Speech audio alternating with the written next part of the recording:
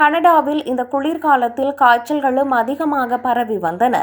Christmas வாரத்தில் 1/3 காய்ச்சல் பரிசோதனைகளின் முடிவுகள் நேர்மறையானதாக வந்தன. அதன் பின்னர் புத்தாண்டு தொடங்கும் போது வழக்குகளின் எண்ணிக்கை குறைய ஆரம்பித்துள்ளது என ஹெல்த் கனடா தெரிவித்துள்ளது.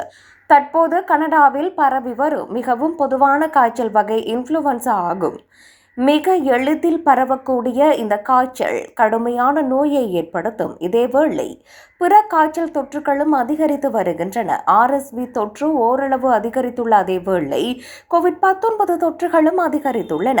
Ontario, Quebec, Alberta, British Columbia மற்றும் பிரின்ஸ் எட்வர்ட் தீவு உள்ளிட்ட பல பகுதிகளில் இன்னும் காய்ச்சல் பரவல் அதிகமாகவே உள்ளது.